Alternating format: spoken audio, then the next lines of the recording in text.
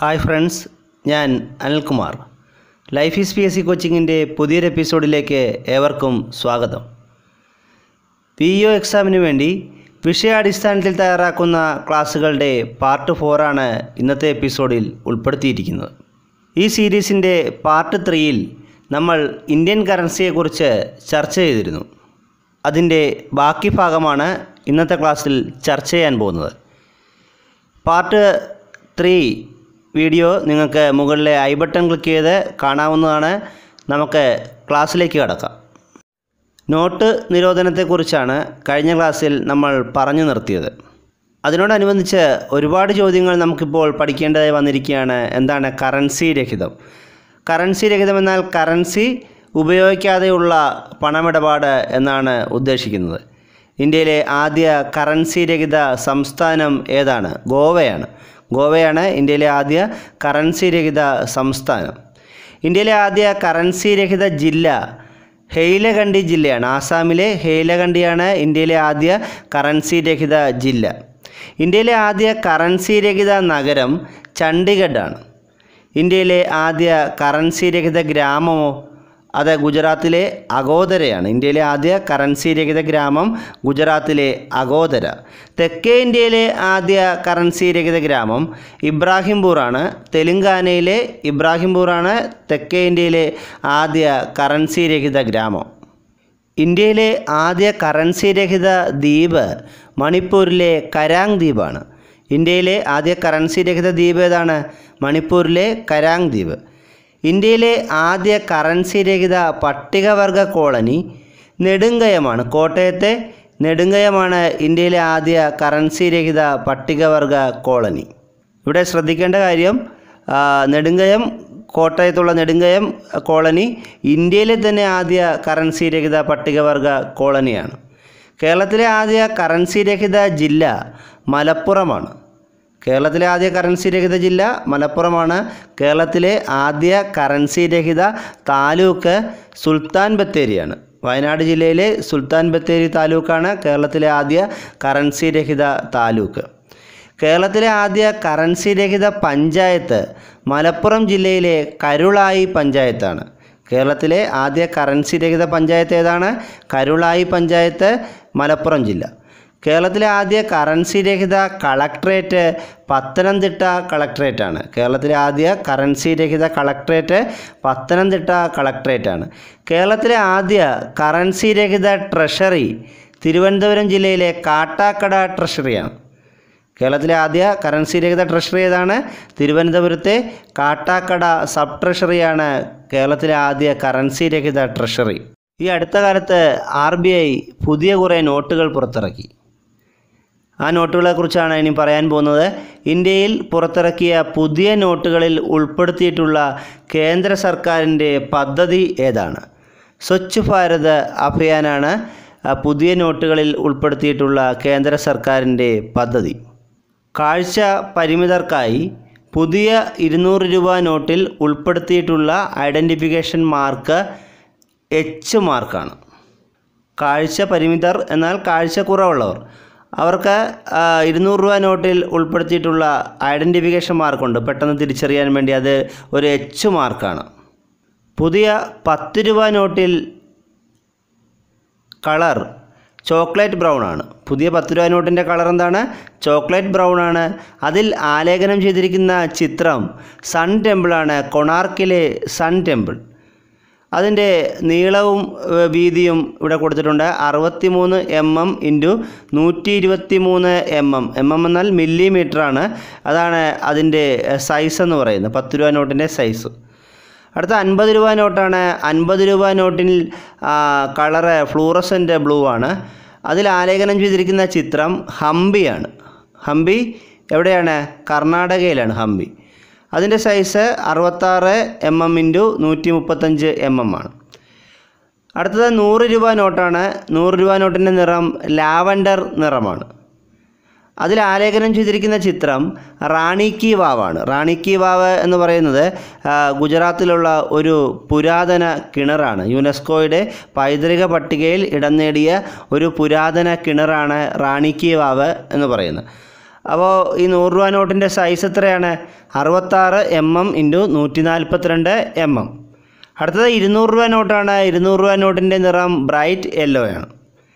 200 രൂപ നോട്ടിൽ ആലേഖനം ചെയ്തിരിക്കുന്ന ചിത്രം സാഞ്ചിയിലെ സ്തൂപമാണ്. മധ്യപ്രദേശിലെ സാഞ്ചി സ്തൂപമാണ് 200 രൂപ നോട്ടിൽ ആലേഖനം ചെയ്തിരിക്കുന്ന ചിത്രം. അതിൻ്റെ സൈസ് 66 mm ഇൻറ്റു 146 mm ആണ്. അടുത്ത 500 രൂപ നോട്ടാണ്. 500 രൂപ നോട്ടിൻ്റെ നിറം സ്റ്റോൺ ഗ്രേ ആണ്. ഈ 500 രൂപ നോട്ടിൽ ആലേഖനം ചെയ്തിരിക്കുന്ന ചിത്രം എന്താണ്? റെഡ് ഫോർട്ട്, ചെങ്കോട്ടയാണ് 500 രൂപ നോട്ടിൽ ആലേഖനം ചെയ്തിരിക്കുന്ന ചിത്രം. 500 രൂപ നോട്ടിൻ്റെ സൈസ് 66 mm ഇൻറ്റു 150 mm ആണ്. ഇനി അടുത്ത 2000 രൂപ നോട്ടാണ്. 2000 രൂപ നോട്ടിൻ്റെ നിറം മജന്ത നിറമാണ്. ഇതിൽ ആലേഖനം ചെയ്തിരിക്കുന്ന ചിത്രം മംഗൾയാനാണ്. 2000 രൂപ നോട്ടിൻ്റെ നിറം എന്താണ്? മജന്തയാണ്. അതിൽ ആലേഖനം ചെയ്തിരിക്കുന്ന ചിത്രം മംഗൾയാനാണ്. ഇതിൻ്റെ സൈസ് 66 mm ഇൻറ്റു 166 mm ആണ്. ഇപ്പോൾ RBI പുറത്തിറക്കുന്ന ഏറ്റവും വലിയ നോട്ട് എന്ന് ചോദിച്ചാൽ അത് 2000 രൂപ നോട്ടാണ്. നമ്മുടെ പഴയ നോട്ടിലെ ചിത്രങ്ങളും കൂടെ നമുക്കൊന്ന് പരിചയപ്പെടാം. 2 രൂപ നോട്ടിൽ, പഴയ 2 രൂപ നോട്ടിലെ ചിത്രം ആര്യഭട്ടയുടെ ചിത്രമായിരുന്നു. 5 രൂപ നോട്ടിൽ ആലേഖനം ചെയ്തിരുന്നത് കർഷകനും ട്രാക്ടറും ആയിരുന്നു. 10 രൂപ നോട്ടിൽ കാണ്ടാമൃഗം, കടുവ, ആന എന്നീ മൃഗങ്ങളുടെ ചിത്രമായിരുന്നു. 20 രൂപ നോട്ടിൽ ആൻഡമാനിലെ റോസ് ദ്വീപ് കടൽ തീരമാണ്. 50 രൂപ നോട്ടിൽ ഇന്ത്യൻ പാർലമെൻറ്റിൻ്റെ ചിത്രമായിരുന്നു. 100 രൂപ നോട്ടിൽ ഹിമാലയ പർവ്വതത്തിൻ്റെ ചിത്രവും ആയിരുന്നു. പഴയ 500 രൂപ നോട്ടിൽ ദണ്ഡി യാത്രയായിരുന്നു. പഴയ 1000 രൂപ, ഈ 500ൻ്റെയും 1000ൻ്റെയും നിരോധിച്ചിരിക്കുകയാണ്. അപ്പോൾ 500 രൂപ നോട്ടിൽ ദണ്ഡി യാത്രയും 1000 രൂപ നോട്ടിലെ ചിത്രം ഇന്ത്യയുടെ സമ്പദ് വ്യവസ്ഥ പ്രകടമാക്കുന്ന ചിത്രങ്ങളും ആയിരുന്നു. അപ്പോൾ പഴയ 2 രൂപ നോട്ടിൽ ആര്യഭട്ട, 5 രൂപ നോട്ടിൽ കർഷകനും ട്രാക്ടറും, 10 രൂപ നോട്ടിൽ കാണ്ടാമൃഗം, കടുവ, ആന എന്നീ മൃഗങ്ങൾ, 20 രൂപ നോട്ടിൽ ആൻഡമാനിലെ റോസ് ദ്വീപ് കടൽ തീരമാണ്. അത് കോവളം കടൽ തീരം എന്ന് ചിലയിടത്ത് കണ്ടിട്ടുണ്ട്, പക്ഷേ ശരിയായ ഉത്തരം ആൻഡമാനിലെ റോസ് ദ്വീപ് കടൽ തീരം തന്നെയാണ്. 50 രൂപ നോട്ടിൽ ഇന്ത്യൻ പാർലമെൻറ്റാണ്. 100 രൂപ നോട്ടിൽ ഹിമാലയ പർവ്വതമാണ്. 500 രൂപ നോട്ടിൽ ദണ്ഡി യാത്രയാണ്. 1000 രൂപ നോട്ടിൽ ഇന്ത്യയുടെ സമ്പദ് വ്യവസ്ഥ പ്രകടമാക്കുന്ന ചിത്രങ്ങളുമാണ്. അടുത്തത് ഇന്ത്യൻ രൂപയുടെ ചിഹ്നത്തെക്കുറിച്ചാണ്. ഇന്ത്യൻ രൂപയുടെ ചിഹ്നം രൂപകൽപ്പന ചെയ്തത് ആരാണ്? D. ഉദയകുമാർ. തമിഴ്നാട് സ്വദേശിയായ D. ഉദയകുമാറാണ് ഇന്ത്യൻ രൂപയുടെ ചിഹ്നം രൂപകൽപ്പന ചെയ്തത്.